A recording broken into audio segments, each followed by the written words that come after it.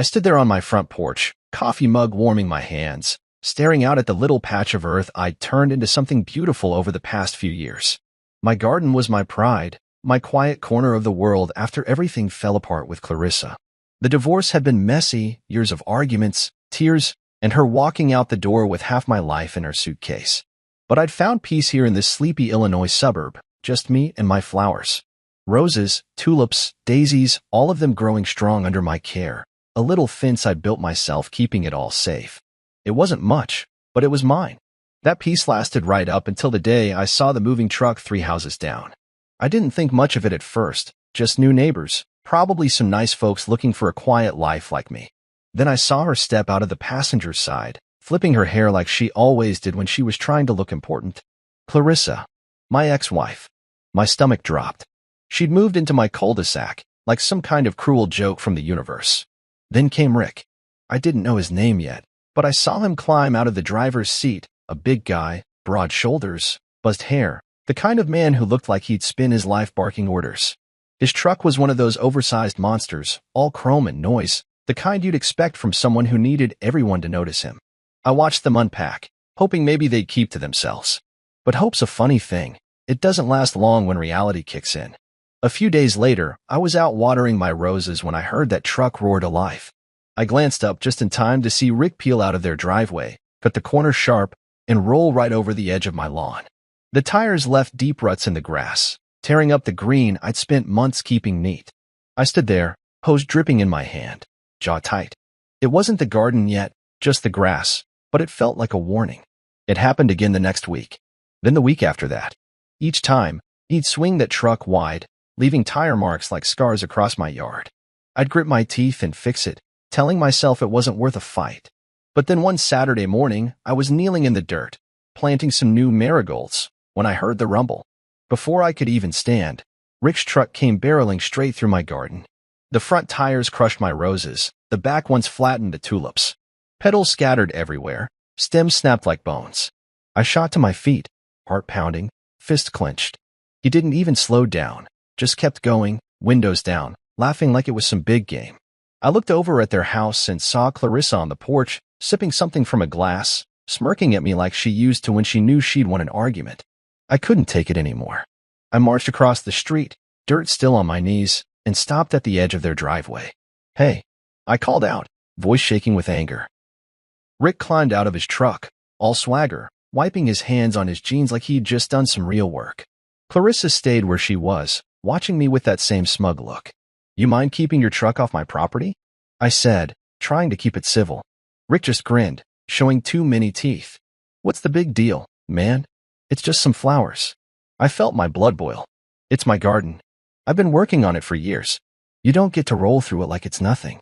He laughed, a loud, barking sound, and looked over at Clarissa like I was some kind of clown.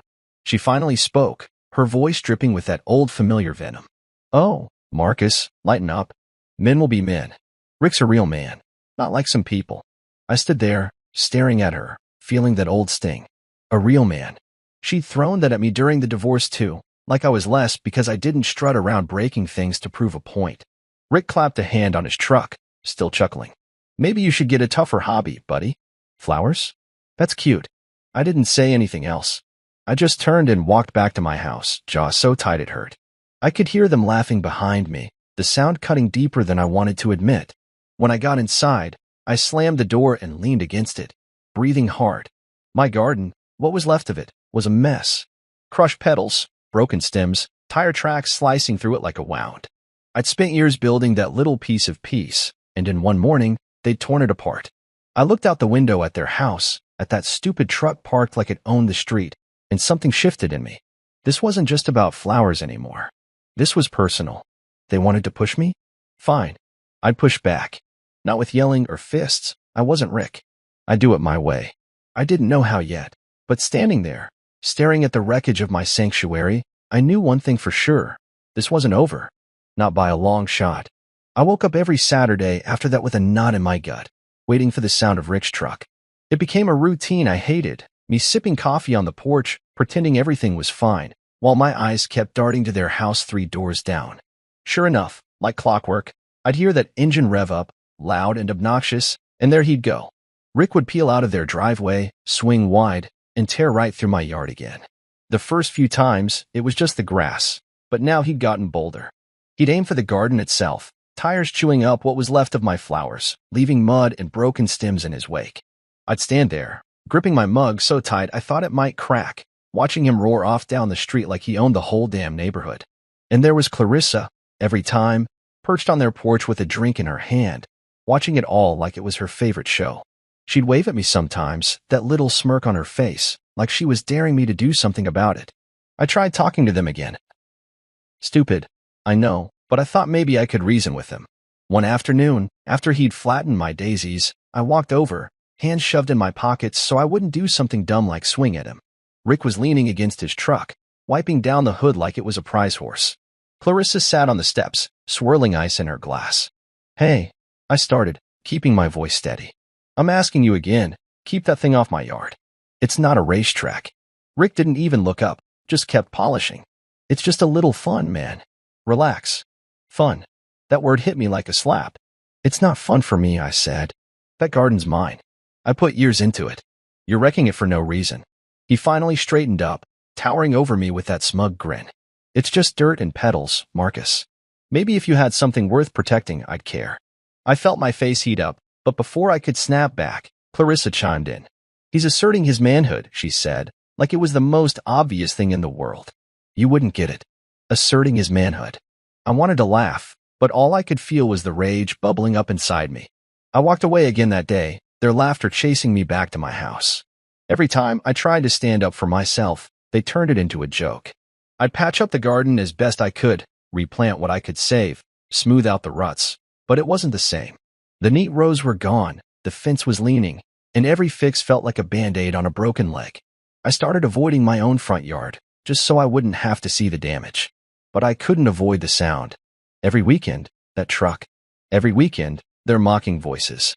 Rick started yelling stuff when he drove by, nice weeds, buddy, or grow a pair, flower boy. And Clarissa would cackle like it was the funniest thing she'd ever heard. I'd lie awake at night, staring at the ceiling, replaying it all in my head. It wasn't just the garden anymore. It was the way they looked at me, like I was nothing, like I'd always been nothing to her. Then came the morning that broke me. I'd stayed up late the night before, working on a new section of the garden, trying to bring it back to life. I'd rebuilt the wooden fence by hand, hammering each plank into place, feeling a little bit of pride creep back in. I went to bed tired but hopeful. When I woke up, I shuffled outside with my coffee, expecting to see my work still standing. Instead, I froze. The garden was gone. Not just damaged, destroyed. Every plant was uprooted, stomped flat, or torn out. The fence I'd spent hours on was kicked in, splintered wood scattered everywhere. Deep tire tracks ran through the middle, and I could still smell the exhaust hanging in the air. It looked like a war zone, like some monster had ripped through it just to spite me. I dropped my mug, coffee splashing on my boots, and just stood there, chest tight, hands shaking. I didn't need to guess who did it. I could hear Rick's truck idling down the street, and when I looked up, there he was, leaning out the window with that same stupid grin. Oops, he called out, then gunned the engine and took off. Clarissa was on the porch again, laughing so hard she nearly spilled her drink. I didn't move for a long time. I just stared at the mess, my mess now. The last thing I had, the one thing I'd held on to after she left me, was gone. It wasn't just dirt and petals to me. It was every quiet morning I'd spent out there, every hour I'd poured into making something good out of the wreckage she'd left behind. And they'd taken it, just because they could. I walked back inside, slammed the door, and sank into a chair, my mind racing. I wasn't going to beg them anymore. I wasn't going to yell or reason or play their game. They thought they could walk all over me, literally, and get away with it. They thought I'd just take it, like I always had with her. But not this time. I didn't know what I was going to do yet, but as I sat there, staring at my muddy boots, a fire started burning in me. This wasn't about flowers anymore. This was about them thinking they could break me and laugh while they did it. I wasn't broken yet, and I wasn't going to let them win. I'd find a way to make them regret this. I'd make sure of it. I couldn't sleep that night after they trashed my garden. I kept seeing it every time I closed my eyes. The smashed flowers, the broken fence, the tire tracks cutting through it all like a knife. I lay in bed, staring at the ceiling, my mind spinning with anger and something else, something sharper. I wasn't just going to fix it this time. I wasn't going to let Rick and Clarissa keep laughing at me like I was some pushover they could stomp on whenever they felt like it. By the time the sun came up, I'd made up my mind. I needed a plan, something smart, something that'd hit them where it hurt without me ever throwing a punch. I didn't have Rick's size or Clarissa's venom, but I had my head, and I was going to use it. I grabbed my phone and scrolled through my contacts until I found Cal Benton's name. If anyone could help me pull this off, it was him. Cal was an old friend from way back, before Clarissa, before the divorce, when life was simpler. He lived out in the sticks now, a farmer with a knack for tinkering. He'd built all kinds of weird stuff over the years, contraptions for his crops, gadgets to scare off crows, even a little robot dog once, just for laughs.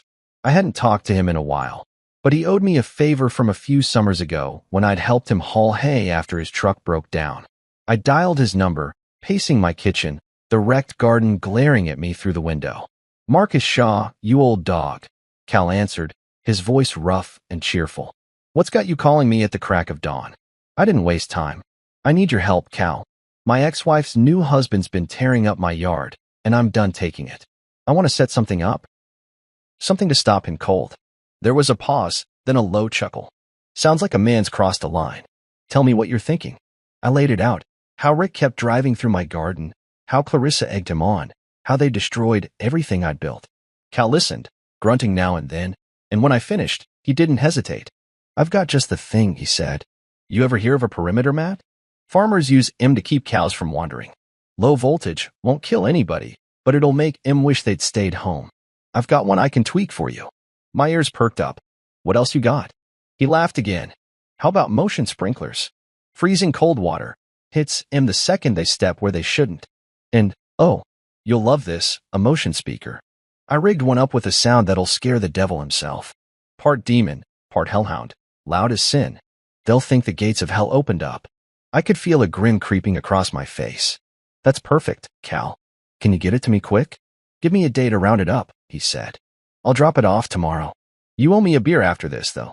"Deal," I said, already feeling lighter than I had in weeks. Cal showed up the next afternoon, his beat-up truck rattling into my driveway. He climbed out, wiry and sunburned, hauling a box of gear that clinked and rattled. "Here's your revenge kit," he said, setting it down with a thud. He walked me through it. The mat was a thin, rubbery thing I could bury under a layer of dirt, wired to a little battery pack. The sprinklers were small but tough, easy to hide in the flower beds. And the speaker, he hooked it up to his phone and played the sound for me. It was a deep, guttural roar, like something out of a nightmare, loud enough to wake the whole street. "They'll crap their pants," Cal said, grinning. I nodded, picturing Rick's smug face turning to panic. "Let's hope so." We spent the rest of the day setting it up. I dug shallow trenches along the edge of my yard, laid the mat down, and covered it with soil so it looked like nothing was there. The sprinklers went in next, tucked behind what was left of my plants, aimed right at the path Rick always took. The speaker I hid under the porch, angled so the sound would blast out toward the street. Cal wired it all to motion sensors, step on the mat, and the whole show would start. I added one more thing, my old security cameras. I'd bought them cheap a while back, mostly to watch for package thieves, but now they'd be my eyes. I mounted one on the porch, another by the garage, both aimed at the yard. If Rick tried anything, I'd have proof. By the time we finished, the sun was setting, and my little house looked normal again, except now it was a trap, waiting to spring. Cal clapped me on the shoulder. "You're a patient man, Marcus, but even patient men got limits. This'll teach him." I thanked him, handed him a cold beer from the fridge, and sent him on his way. Then I went inside, grabbed a fresh mug of coffee, and settled into a chair by the window. It was dark out, the street quiet, but I wasn't going to bed. I wanted to be awake when Rick made his next move. I knew he'd come. Weekends were his time to shine, and he wouldn't be able to resist tearing through my yard again, especially after wrecking it so bad. I sat there, sipping my coffee, the bitterness matching the fire in my chest. Every creak of the house, every rustle outside, had me on edge. I kept imagining it. His truck rolling up, the tires hitting the mat, the chaos that'd follow. I wasn't a violent guy, never had been. But this wasn't about violence. This was about taking back what was mine, about showing them I wasn't the weak little man they thought I was. My garden was gone, sure, but my pride wasn't. I glanced at the cameras on my phone, their little green lights blinking in the dark. Everything was ready. All I had to do was wait. And as the night stretched on, that wait turned into something satisfying, like the calm before a storm you know is coming. They'd pushed me too far, and now they were going to find out what happens when I push back. I'd been sitting by the window for hours, the coffee in my mug long gone cold, when I finally saw it. Headlights cutting through the dark. It was 2 a.m., the street dead quiet except for the low growl of Rick's truck creeping closer. My heart started pounding, not out of fear, but something else. Anticipation, maybe even excitement. I'd spent all day setting up my trap with Cal, and now it was time to see if it worked. I leaned forward, peering through the blinds, watching that oversized beast of a vehicle roll down the cul-de-sac. Rick didn't even try to be subtle. He swung wide, just like always, aiming straight for my yard. I held my breath as the front tires crossed the line, hitting the spot where I'd buried the mat. Then it happened, zap. A sharp crackle split the air, faint but unmistakable, and the truck jerked like it had hit a wall. Rick's voice cut through the night, a high-pitched yelp that didn't match his big man swagger at all. Before he could figure out what was going on, the sprinklers kicked in. I'd aimed them just right, and now they blasted freezing water straight at his truck, spraying through the open windows. I could hear him cursing, loud and frantic, as the cold hit him. The demon roar came next. Cal's speaker let loose that ungodly sound, a deep, guttural howl that echoed off the houses like some monster had clawed its way out of hell. It was louder than I'd expected, rattling my windows, and I saw Rick's truck swerve hard, tires spinning in the wet dirt. He was yelling something I couldn't make out, probably swearing up a storm, and I couldn't help it. I grinned. The chaos was beautiful. Mud flew everywhere as he tried to peel out, the truck fishtailing like a panicked animal. Then I saw movement at their house. Clarissa came stumbling out onto the porch, wrapped in a robe, her hair a mess. She must have heard the noise and figured Rick needed her. She took 2 steps off the porch, barefoot, and hit the mat herself, a zap. She screamed, a wild, shrieking sound, hopping around like she'd stepped on a live wire. "Rick, what the hell is this?" she hollered, her voice cracking as the sprinklers caught her too, soaking her from head to toe. I couldn't stay inside anymore. I grabbed my jacket, slipped on my boots, and stepped out onto the porch, keeping my face calm like I'd just woken up to check on the commotion. The scene in front of me was better than I'd dreamed. Rick was half out of his truck, one leg stuck in the mud, water dripping off his buzzed head, his shirt plastered to his chest. Clarissa was a soggy mess, clutching her robe, shivering and glaring at everything like the world had personally betrayed her. The roar had stopped, the speaker was on a timer, but the sprinklers kept going, spitting icy water in little bursts. I crossed my arms and leaned against the railing, letting the silence settle for a second before I spoke. "Problems?" I said, keeping my voice even, like I was just a concerned neighbor. Rick whipped his head around, his face red and furious, but he didn't say anything right away. He was too busy trying to yank his boot out of the muck. Clarissa, though, she didn't miss a beat. She stormed toward me, slipping a little on the wet grass, pointing a dripping finger in my face. "What did you do, Marcus? This is insane. We're calling the police." I didn't flinch. I'd been waiting for that threat, and I was ready. "Please do," I said, meeting her eyes. "I've got security footage of you two destroying my property for weeks. Cops might like to see it." That stopped her cold. Her mouth opened, then shut, and I could see the gears turning behind those angry eyes. Rick finally got free of the mud and stomped over, his fists balled up like he wanted to take a swing. "You think you're smart, huh?" he growled, water still trickling down his neck. "Setting up some little booby trap? You're pathetic." I shrugged, not moving an inch. "I think it's pretty smart, actually. Key. You should try staying on your own side of the street next time." He took a step closer, chest puffed out, but Clarissa grabbed his arm. "Rick, don't," she hissed, her voice low but sharp. "He's not worth it." She was dripping wet, her robe clinging to her, and for once, she didn't look so smug. They stood there, glaring at me, and I just stared back, feeling something I hadn't felt in a long time: control. The cameras were rolling, the trap had worked, and for the first time since they'd moved in, I wasn't the one on the defensive. Rick muttered something under his breath, probably a curse, and turned back to his truck, kicking at the mud like it had personally offended him. Clarissa gave me one last venomous look before she followed, her slippers squishing with every step. "This isn't over," she called over her shoulder, but it sounded hollow, like she wasn't so sure anymore. I watched them go, the truck limping back to their driveway, leaving a trail of water and defeat. I stayed on the porch a while longer, letting the night air cool me down, the sprinklers finally clicking off behind me. The yard was a mess again, mud and tire marks, but it didn't matter. This wasn't about the garden tonight. This was about showing them I wasn't going to roll over anymore. I went back inside, locked the door, and pulled up the camera footage on my phone. There it was, clear as day, Rick driving in, the mat zapping him, the sprinklers soaking him, Clarissa's little dance when she hit the trap too. I saved it all, every second, and leaned back in my chair. They could call the cops if they wanted. I'd love to see them try to explain this. For now, though, I'd won. Not the war, maybe, but this battle? This one was mine. I set the phone down, poured myself a fresh cup of coffee, and sat there in the quiet, savoring the taste of it. The night wasn't over yet, and neither was this fight, but for the first time in weeks, I felt like I was the one holding the cards. Let them come at me again. I'd be ready. I woke up the next morning feeling lighter than I had in weeks, the memory of Rick and Clarissa flailing in my trap still fresh in my mind. I'd slept hard, the kind of sleep you get when you know you've landed a good punch, even if it wasn't with my fists. The sun was just creeping over the rooftops as I stepped onto the porch with my coffee, expecting to see the muddy mess from last night. It was there, sure, tire tracks and puddles, but something else caught my eye. Rick's truck was parked crooked in their driveway, still streaked with dirt, and I could see him through their front window, pacing back and forth like a caged bear. Clarissa was nowhere in sight, probably still fuming in her soggy robe. I smirked into my mug. They'd threatened to call the cops, but the street was quiet, no sirens, no flashing lights. They backed off, at least for now. I didn't have long to enjoy it, though. Around noon, a car pulled up in front of my house.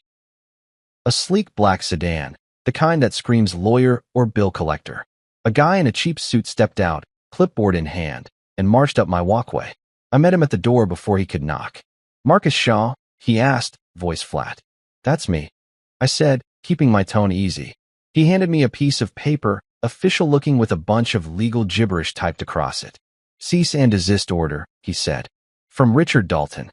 Says you're harassing him with dangerous devices on your property. You've got 24 hours to remove them, or he's filing charges." I took the paper, glancing at the words, trespass, liability, damages. Rick's name was scrawled at the bottom in a big, sloppy signature. I almost laughed. "Thanks," I told the guy, and he nodded, turned, and left without another word. I shut the door and read it over, my good mood souring. Harassment? Dangerous devices? That was rich, coming from the guy who'd been treating my yard like his personal demolition derby. I tossed the letter on the table and grabbed my phone, pulling up the footage from last night. There it was, Rick driving onto my property, the mat zapping him, the sprinklers soaking him. Private land, clear trespassing. If anyone had a case, it was me. I wasn't taking anything down. Let him try to push this.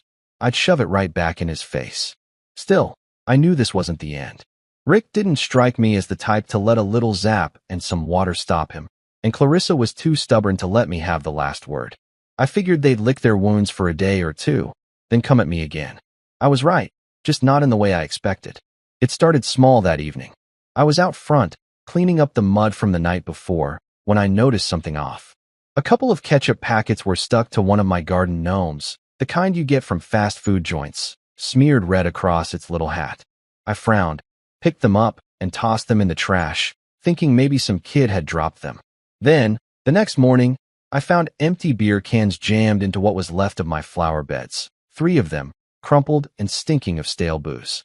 I stood there, hands on my hips, staring at them. This wasn't random. Kids don't sneak around planting cans like that. I checked the cameras. Nothing clear, just shadows moving in the dark, too far off to make out a face. My gut told me it was Rick, though. He wasn't dumb enough to drive through again, not after last night. But this was petty enough to be him. It got worse over the next few days. One night, I came home from the hardware store to find garbage scattered across my lawn. Banana peels, coffee grounds, some wrappers, like someone had emptied a trash bag and run off. The next morning, I stepped outside and gagged. Someone had dumped a pile of used cat litter right by my porch steps. The smell hit me like a punch, sour and sharp, and I had to grab a shovel to scoop it into a bag before I could even get to my mailbox. I checked the cameras again. Still nothing solid, just a flicker of movement near the edge of the frame. Whoever it was knew where the blind spots were, and that made my blood run hot. Rick had been watching, figuring out how to dodge my setup. I could picture him snickering about it, Clarissa egging him on with that smirk of hers, thinking they'd found a new way to get under my skin. I wasn't wrong about them brooding, either. Every time I saw Rick outside, he'd glare at me across the street, his jaw tight, his big shoulders hunched like he was holding himself back.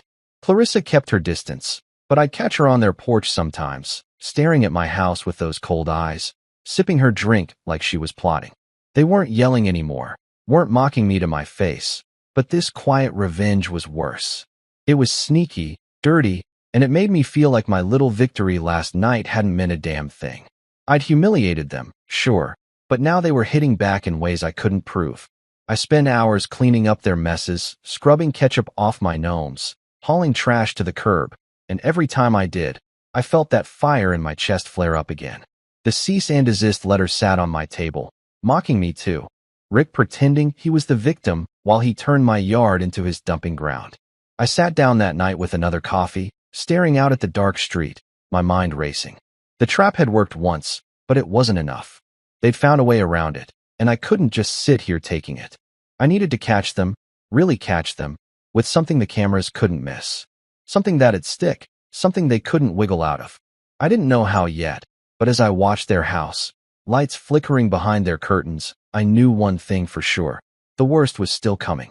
They weren't done with me, and I wasn't done with them. This was a game now, and I was going to play it better. I was starting to feel like a prisoner in my own house, always on edge, waiting for the next pile of garbage or petty jab from Rick and Clarissa. The cat litter had been the tipping point. Shoveling that stinking mess off my porch made me realize I couldn't just keep cleaning up after them. I needed proof, something solid to shove in their faces and end this once and for all. I'd been checking the cameras every day, but they were too smart, sticking to the shadows, hitting the spots where the lenses couldn't reach. I'd underestimated Rick. He wasn't just a loudmouth with a truck. He was cunning in his own nasty way. I sat there one night, coffee in hand, staring out at the dark street, when I saw it. A flicker of movement near the edge of my yard. Not a car this time, but a figure, quick and quiet, slipping through the shadows. My pulse kicked up. I grabbed my phone and pulled up the camera feed, squinting at the grainy image. It was him. Rick. I couldn't see his face clear enough to prove it, but I knew that bulky shape, the way he moved like he owned the place.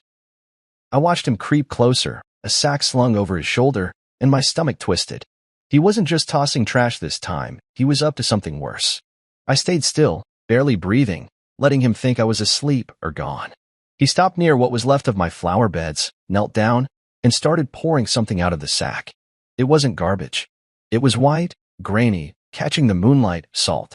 A whole damn bag of it, dumped right into the soil. I clenched my fists so hard my knuckles ached. He wasn't just messing with me now, he was poisoning the ground, making sure nothing would ever grow there again.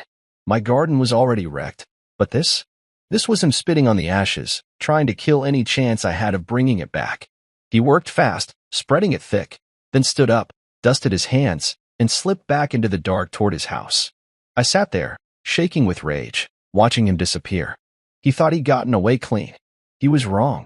I pulled up the camera footage right away, rewinding to the moment he'd stepped into view. There it was clear as day this time. The camera by the garage had caught him dead on, his face lit up by a streetlight as he'd been over with that sack. Rick Dalton, in all his smug glory, salting my earth like some cartoon villain.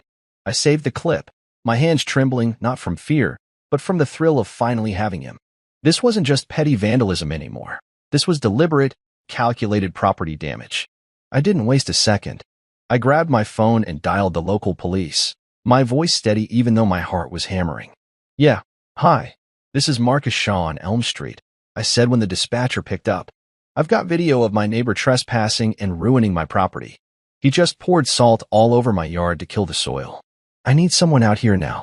It didn't take long, maybe 20 minutes before I saw the cruiser roll up, lights off, parking quietly in front of my house. 2 officers stepped out, a younger guy with a buzz cut and an older woman with a no-nonsense look. I met them at the door, phone in hand. "Thanks for coming," I said, keeping it short. "I've got it all on camera." They followed me inside, and I played the footage, Rick sneaking in, dumping the salt, slinking off. The older cop raised an eyebrow. "That's pretty blatant," she said, jotting something in her notebook. "You know who this is?" "Yeah," I said. "Rick Dalton. Lives 3 houses down. He's been tearing up my yard for weeks with his truck, too. I've got more video if you need it." She nodded. "This'll do for now. Let's go have a word with him." I stayed on my porch, watching as they walked down the street, their flashlights bouncing in the dark. I could see Rick's truck still parked in their driveway, and a light flicked on inside as the cops knocked. The door opened, and there he was, shirtless, looking annoyed until he saw the uniforms. I couldn't hear what they said, but I saw his arms start flailing, his voice rising, probably trying to bluster his way out of it. Then the younger cop stepped forward, calm but firm, and Rick's shoulders slumped. Clarissa appeared behind him, her face pale, clutching that damn robe again. She started yelling too, her voice carrying across the quiet street. "This is ridiculous. You're ruining our family over some dirt?" I just stood there, arms crossed, letting it wash over me. The cops didn't flinch. They talked for a few more minutes. Then Rick stepped outside, hands behind his back. I heard the click of handcuffs, and my chest loosened a little. They walked him to the cruiser, his head down, Clarissa shrieking after them like a banshee. The older cop came back to me while the other loaded Rick into the car. "We're taking him in for trespassing and property damage," she said. "That video's solid. You want to press charges?" "Damn right I do," I said, no hesitation. She gave me a small nod, like she'd expected that. "We'll need you to come down to the station tomorrow with the footage. For now, he's spending the night in a cell." I thanked her, and they drove off, Rick's silhouette slumped in the back seat. Clarissa stood on her porch, watching them go, then turned and glared at me, her eyes burning even from that distance. I shrugged, just enough for her to see it. "Should have thought of that before you ruined my garden," I said, loud enough to carry. She didn't answer, just spun around and slammed her door. I went back inside, locked up, and sank into my chair, the adrenaline still buzzing in my veins. The yard was a lost cause now, salted and dead, but that didn't matter tonight. I'd caught him. I'd won this round, and they couldn't laugh it off this time. I poured myself a fresh coffee, the steam curling up, and let myself smile. It wasn't over, Clarissa's look told me that much, but for now, I had the upper hand, and it felt good. I woke up the next morning to a quiet street, the kind of stillness that felt almost too good to be true after everything. Rick was gone, hauled off in cuffs the night before, and I figured Clarissa was still reeling from it all. I stepped outside with my coffee, expecting to feel some kind of triumph, but the sight of my yard, the salted soil, the broken fence, dampened it a little. I'd gotten him, sure, but the damage was done. Still, I wasn't about to let that ruin the moment. I sipped my coffee and watched their house, wondering how long it'd take Rick to post bail. Not long, it turned out. By noon, I saw his truck roll back into their driveway, slower than usual, like he was trying not to draw attention. He climbed out, head down, and disappeared inside without a glance my way. Clarissa stepped onto the porch a minute later, pacing like a caged animal, her phone pressed to her ear. I couldn't hear her, but her wild gestures told me she was furious, probably yelling at a lawyer or a friend about how unfair it all was. The neighborhood started buzzing after that. I caught Mrs. Henley, the old lady next door, peering over her fence at me while she watered her plants. "Heard the cops were here last night," she said, her voice curious but not pushy. "Yeah," I said, keeping it simple. "Caught him wrecking my yard on camera." She nodded, a little smile tugging at her lips. "Good for you, Marcus. That man's been a menace since he showed up." It wasn't just her. Other neighbors started giving me nods or quick waves when I passed by, like I'd done something they'd all been too polite to try. It felt good, knowing I wasn't alone in this, but it didn't last long. That night, around 3 a.m., I jolted awake to a sharp crackling sound outside. I stumbled to the window, rubbing sleep from my eyes, and saw it, flames licking up from my trash can by the curb, a bright orange glow against the dark. My heart sank.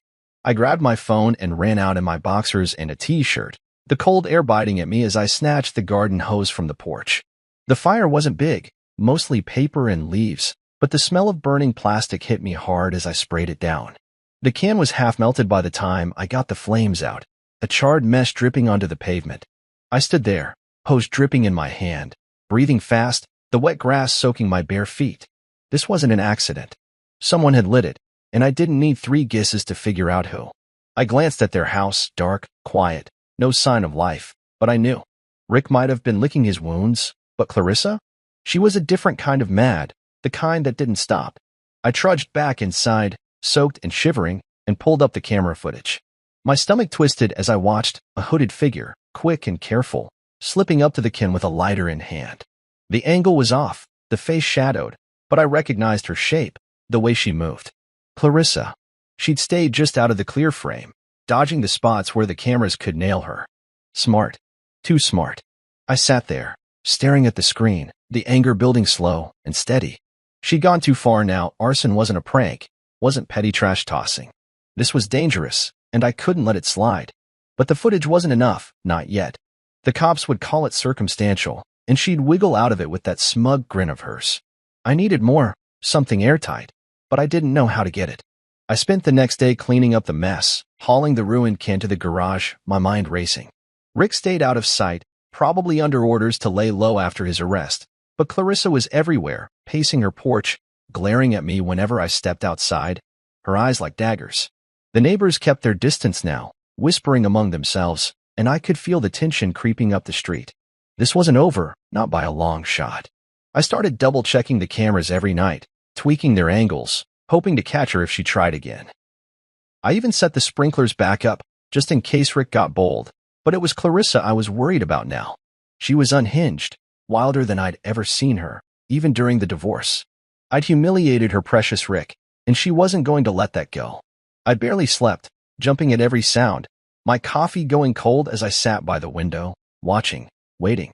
I was ready for a long game. She'd slip up eventually, and I'd be there when she did. But then, out of nowhere, help came knocking. It was late afternoon, the sun dipping low, when I heard a tap on my door. I opened it to find Brielle Knox, the teenage girl from 2 houses over, standing there with her hands in her pockets. She was a quiet kid, always fiddling with that drone of hers, and I'd never talked to her much beyond a wave hello. "Hey, Mr. Shaw," she said, shifting her weight. I saw what happened with your trash can, and I know who did it." I blinked, caught off guard. "What do you mean?" She glanced over her shoulder, then back at me. "I've got drone footage. Caught her lighting it. Clarissa. She egged my dog's crate last week, and I've been watching her ever since. I'm done with her crap." My jaw dropped. "You've got video?" She nodded, pulling out her phone. Clear as day. "Want it?" I grinned, wider than I had in weeks. "Brielle, you just became my favorite neighbor." She smirked a little, and I knew right then, this was the break I'd been waiting for. Clarissa was done. I stood there on my porch, still reeling from Brielle's visit, my mind buzzing with what she'd just handed me. She'd show me the drone footage on her phone, grainy at first, but then it zoomed in, clear as daylight. There was Clarissa, sneaking out of her house in that hoodie, lighter flickering in her hand as she bent over my trash can. The flames caught quick, and she darted back, glancing around like a nervous cat before disappearing into the shadows. Brielle had caught every second, her drone hovering silent above the street. "I figured you'd want this," she'd said, her voice sharp with her own grudge. "She's been a jerk to everyone, not just you." I'd nodded, barely able to speak, and she'd sent me the file right then and there. "Thanks, Brielle," I'd managed, and she'd shrugged like it was nothing, heading back home with her hands in her pockets. But it wasn't nothing, it was everything. I went inside, locked the door, and pulled up the video on my laptop, watching it again, then again. My hands were steady now, no more shaking, just a calm certainty settling in. This wasn't like the camera footage of Rick, blurry and arguable. This was her face, her movements, undeniable. Arson. She'd crossed a line she couldn't walk back from, and I had her dead to rights. I burned the video to a USB drive, grabbed my jacket, and headed to the police station that afternoon. The same older cop from Rick's arrest was there, her badge reading Officer Grant. She looked up from her desk as I walked in, raising an eyebrow. "Back already, Mr. Shaw?" she said, leaning back in her chair. "Yeah," I said, holding up the drive. "Got something new. Clarissa Dalton this time. She set my trash can on fire the other night, caught it all on video." She took the drive, plugged it into her computer, and watched the footage in silence. I stood there, arms crossed, feeling the weight lift off me with every second she stared at the screen. When it finished, she let out a low whistle. "That's her, all right," she said, scribbling something on a notepad. "Where'd you get this?" "Neighbor kid with a drone," I said. "She's got her own beef with Clarissa." "Lucky for me." Grant nodded, a faint smirk tugging at her lips. "Lucky indeed. This is solid. We'll pick her up today." I felt a rush of relief, like I could finally breathe again. Thanks, I said, and she waved me off. Just doing the job. You pressing charges on this one too? You bet, I said, no hesitation. She gave me a look, half respect, half amusement, and told me to head home. They'd handle it. I was back on my porch by late afternoon, coffee in hand, when the cruiser rolled up to their house.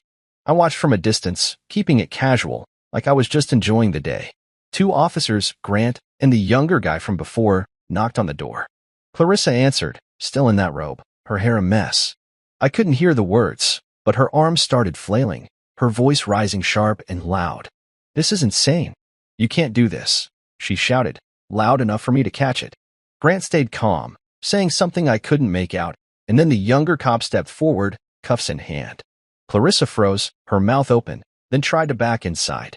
They didn't let her. Grant grabbed her arm, gentle but firm, and turned her around. The cuffs clicked, and she started yelling again, a string of curses and pleas that echoed down the street.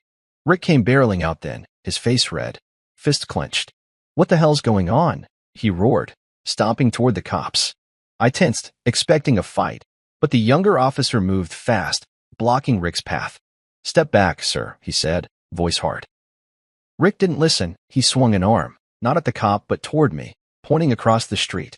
This is you, isn't it, you little bastard? He bellowed. I didn't move, just sipped my coffee, meeting his glare. The cop grabbed him, twisting his arm back, and Rick stumbled, swearing as they held him in place. Clarissa was still shrieking, her voice cracking now, as they walked her to the cruiser. He's lying. It's all lies, she cried, but it sounded weak, desperate. The neighbors were out now, Mrs. Henley on her lawn, a couple others peeking through windows, and I could feel their eyes on them. Grant shoved Clarissa into the back seat, slamming the door, while the younger cop kept Rick pinned until he stopped thrashing. Stay here, he told Rick, then joined Grant in the car.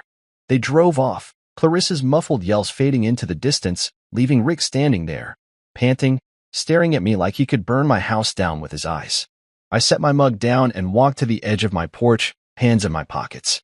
Rick took a step toward me, his fists balled up again, but he stopped short, maybe remembering the cops weren't far. You're dead for this, he growled, low and mean. Maybe, I said, shrugging. But she lit the fire, not me. You should have kept her on a leash. His face twisted, and for a second, I thought he'd charge anyway, but he just spat on the ground and stormed back inside, slamming his door so hard the windows rattled. I stood there a minute longer, the street quiet again, the weight of it all sinking in. Clarissa was gone, arrested, locked up, and Rick was stuck, helpless for once. I'd done it. Not just a zap or a scare this time. I'd hit them where it hurt. I went back inside, locked up, and sank into my chair, the adrenaline fading into something calmer. The garden was still a wreck, the trash can a melted lump, but none of that mattered right now. I'd taken back control, piece by piece, and they couldn't laugh it off anymore. The fight wasn't over, Rick's glare told me that. But tonight, I'd won. And that was enough. I woke up the next morning to a street that felt different, quieter, heavier, like the air itself was holding its breath. Clarissa was gone, locked up on arson charges, and Rick was stuck licking his wounds. I stepped outside with my coffee, expecting to feel some kind of victory, but it was bittersweet. The salted soil stared back at me, a dead patch where my garden used to be, and I couldn't shake the weight of it all. I'd won a battle, sure, but the war had left scars I couldn't ignore. I sipped my coffee and watched their house, the curtains drawn tight, no sign of life. Rick's truck sat in the driveway, still streaked with mud from that night I'd zapped him, and I wondered how long he'd stay quiet. Not long, I figured. He wasn't the type to let this go, not with Clarissa behind bars because of me. The neighborhood had shifted too. Mrs. Henley waved at me from her yard, a little more warmth in it than usual, and I caught a few other neighbors glancing my way, some with nods, some with quick looks before turning away. Word had spread fast. Rick's arrest, Clarissa's meltdown, the whole messy saga. I wasn't sure if they saw me as a hero or just the guy who'd stirred up trouble, but it didn't matter. They weren't glaring at me like I was the problem anymore, and that was something. I spent the day keeping busy, cleaning up the last of the trash can mess, tweaking the cameras just in case, but my mind kept drifting back to Clarissa in that cell, Rick stewing across the street. She'd be out eventually, on bail or probation, and then what? I wasn't naive enough to think this was the end. Weeks passed, slow and tense. Clarissa came back one afternoon, a cab dropping her off in front of their house. I watched from my window as she climbed out, her face hard and cold, no robe this time. Just jeans and a jacket, her hair pulled back tight. She didn't look my way, just marched inside, and the door slammed behind her. Rick stepped out a minute later, head down, and I saw the sheriff's deputy parked nearby, probably enforcing the restraining order I'd filed after the fire. He couldn't come near my place now, not legally, and that gave me a little breathing room. But the silence from their house wasn't peace. It was a storm brewing, and I could feel it in my bones. They didn't go out much after that. No porch drinks, no loud truck revving, just a cold, bitter quiet that hung over the cul-de-sac like a fog. Then one night, it broke. I was out front, checking the mail under the streetlights, when I heard footsteps, heavy, deliberate. I turned, and there was Rick, stomping across the street, his face twisted with something dark. My stomach tightened, but I stood my ground, hands in my pockets, keeping it casual. He stopped a few feet away, just outside the line the restraining order set, his fists clenched so tight I could see the veins popping. "You happy now?" he growled, his voice low and rough. "You destroyed us, you smug little prick." I looked at him, his buzzed hair glinting under the light, his eyes wild, and I felt a flicker of something. Pity, maybe, but not enough to soften me. "I didn't destroy anything," I said, keeping my tone even. "You two did that yourselves. Driving through my yard, salting my garden, setting fires, that's on you." He took a step closer, testing the line, and I tensed, ready to call the cops if he crossed it. "You think you're so smart," he spat. "Putting her in jail, ruining everything. We're the laughingstock of this damn street because of you." I shrugged, not taking my eyes off him. "Maybe you should have thought about that before you trashed my life." "I didn't start this, Rick."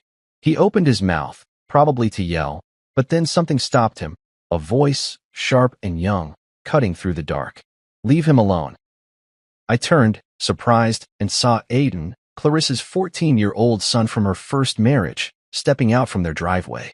I hadn't seen much of him since they moved in, just a quiet kid who kept to himself, usually glued to his phone or kicking a ball in their backyard. He marched up, his skinny frame tense, his face flushed. Rick spun on him, furious. "Get back inside, kid," he snapped. But Aiden didn't budge. "No," he said, his voice shaking but firm. "You told her to do it. Mom said it was your idea, the fire, all of it. I'm done with this." I stood there, stunned, as Rick's face went slack, like the air had been punched out of him. "What the hell are you talking about?" he growled, but Aiden didn't back down. "She told me last night. You pushed her to mess with him, to get back at him." "I heard you." Rick took a step toward him, hand raised like he might grab him, but Aiden flinched away, turning to me instead. "I'm sorry, Mr. Shaw," he said, his voice cracking. "I thought it was just a joke at first, the truck stuff, but it wasn't. I didn't know it'd get this bad." I didn't know what to say, my throat felt tight, caught off guard by this kid standing there, spilling it all. "It's okay, Aiden," I managed. "Takes a lot to say that." He nodded, quick and jerky, then turned and walked back to the house, leaving Rick standing there, frozen. Rick didn't move for a long moment, his fists unclenching, his shoulders slumping. He looked at me, something broken in his eyes, then muttered, "This ain't over," and trudged back across the street. But it didn't feel like a threat this time, it felt like a man who'd run out of fight. I watched him go, the door slamming behind him, and stood there in the quiet, processing it all. Aiden's words echoed in my head. Rick had pushed her, and now their own kid had turned on them. Their reputation was shot, their family cracking, and I hadn't even had to lift a finger this time. I went back inside, locked up, and sat down with my coffee, the night settling around me. It wasn't joy I felt, not exactly. It was something closer to relief, mixed with a strange ache I couldn't name. They were breaking, and I'd helped make it happen. That was enough for now. I woke up to a morning that felt lighter than any I could remember since Clarissa and Rick moved in. The sun was out, casting long shadows across the street, and their house sat quiet, no truck rumbling, no porch pacing, just stillness. I stepped outside with my coffee, the air crisp with that early fall bite, and looked at my yard. The salted patch was still there, an ugly scar where my garden used to bloom, but it didn't sting as much today. I'd heard through the neighborhood grapevine, Mrs. Henley's whispers mostly, that Clarissa and Rick were packing up. The for sale sign went up a week after Aiden's blow-up, and by the end of summer, they were gone. No big goodbye, no last stand, Just a moving truck one night and an empty house the next morning. I stood there, sipping my coffee, staring at the blank windows across the street, and felt something settle in me. Not triumph, exactly, but a kind of peace I hadn't had in months. The days after that stretched into weeks, then months, and the cul-de-sac started to heal. The neighbors came out more. Mrs. Henley puttered in her yard. Brielle flew her drone around. Even the quiet couple down the block started planting flowers of their own. My yard stayed bare for a while, the salt keeping anything from growing, but I wasn't in a rush. I'd sit on my porch every evening, coffee in hand, watching the street settle into something normal again. I didn't hear much about Clarissa and Rick after they left. Just rumors they'd moved to some apartment across town, still fighting, still bitter. I didn't care enough to dig deeper. They were out of my life, and that was all that mattered. But then, one crisp fall morning, I heard a knock on my door, soft but insistent. I set my mug down, curious, and opened it to find Aiden standing there, a small potted plant in his hands. He looked different, taller maybe, or just less hunched, his dark hair messy under a baseball cap. "Hey, Mr. Shaw," he said, shifting his weight, his voice quiet but steady. "I brought this. For your garden." I blinked, caught off guard, and took the pot. A little marigold, its yellow blooms bright against the green. "Thanks," I said, setting it on the porch railing. "You didn't have to do that." He shrugged, kicking at the step with his sneaker. "I wanted to. We're better now. Different place. Mom's still mad, but she's not, I don't know, crazy like before. I just didn't want you to think we were all like that." I looked at him, this kid who'd stood up to Rick that night, and felt a warmth I hadn't expected. "Takes a lot to say that, Aiden," I said, meaning it. "I appreciate it."